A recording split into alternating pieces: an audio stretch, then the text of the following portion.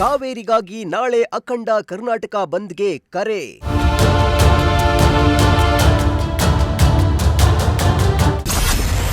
ನಾಳೆ ಕರ್ನಾಟಕ ರಾಜ್ಯದಲ್ಲಿ ಏನಿರುತ್ತೆ ಏನಿರಲ್ಲ.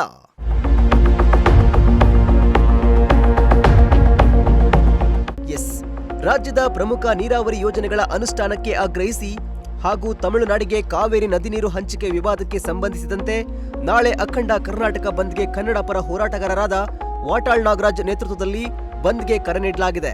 ವಾಟಾಳ್ ನಾಗರಾಜ್ ಕರೆ ಕೊಟ್ಟಿರುವ ಬಂದ್ ಹೇಗಿರುತ್ತೆ, ಯಾರ್ಯಾರು ಬಂದ್ಗೆ ಬೆಂಬಲ ಕೊಡ್ತಾ ಇದ್ದಾರೆ, ಯಾರು ಬಂದ್ಗೆ ಬೆಂಬಲ ಕೊಡ್ತಾ ಇಲ್ಲ, ನಾಳೆ ಏನಿರುತ್ತೆ ಏನಿರಲ್ಲ ಅನ್ನೋದರ ಬಗ್ಗೆ ಕಂಪ್ಲೀಟ್ ಆಗಿ ಹೇಳ್ತೀವಿ ನೋಡಿ.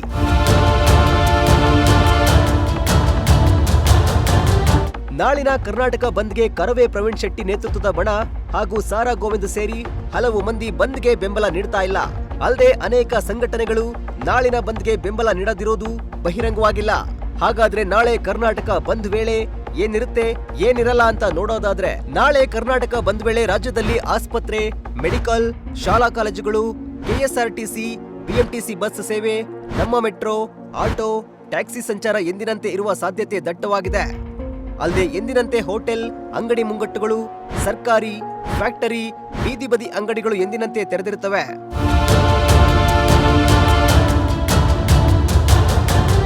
ಇನ್ನು ಕರ್ನಾಟಕ ಬಂದ್ಗೆ ಯಾರೆಲ್ಲ ಬೆಂಬಲ ಕೊಟ್ಟಿದ್ದಾರೆ ಅಂತ ನೋಡೋದಾದ್ರೆ, ಬಂದ್ಗೆ ಯಾರ ಬೆಂಬಲ?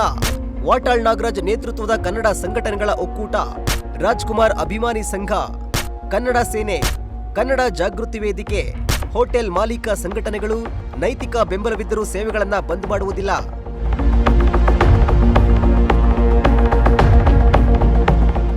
ಇನ್ನು ಕರ್ನಾಟಕ ಬಂದ್ಗೆ ಯಾರ ಬೆಂಬಲ ಇಲ್ಲ ಅಂತ ನೋಡೋದಾದ್ರೆ, ಯಾರ ಬೆಂಬಲ ಇಲ್ಲ? ಕರವೇ ಶಿವರಾಮೇಗೌಡ ಬಣ, ಕರವೇ ನಾರಾಯಣಗೌಡ ಬಣ, ರಾಜ್ಯ ರೈತ ಸಂಘಟನೆಗಳ ಒಕ್ಕೂಟ, ಖಾಸಗಿ ಸಾರಿಗೆ ಒಕ್ಕೂಟ, ಹೋಟೆಲ್ ಅಸೋಸಿಯೇಷನ್ ನೈತಿಕ ಬೆಂಬಲ, ಖಾಸಗಿ ಶಾಲೆಗಳ ಒಕ್ಕೂಟ, ರುಪ್ಸಾ ಕ್ಯಾಂಪ್ಸ್,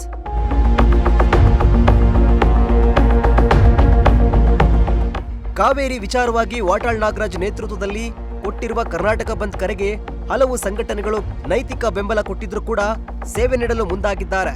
ಹೀಗಾಗಿ ಸೇವೆಯಲ್ಲಿ ಸಂಪೂರ್ಣ ವ್ಯತ್ಯಯ ಆಗುವುದು ಅನುಮಾನವಾಗಿದೆ. ಹೀಗಾಗಿ ನಾಳಿನ ಬಂದ್ ಹೇಗಿರಲಿದೆ ಅನ್ನೋದನ್ನ ಕಾದು ನೋಡಬೇಕಿದೆ. News desk, Prajashakti TV, Tumakuru.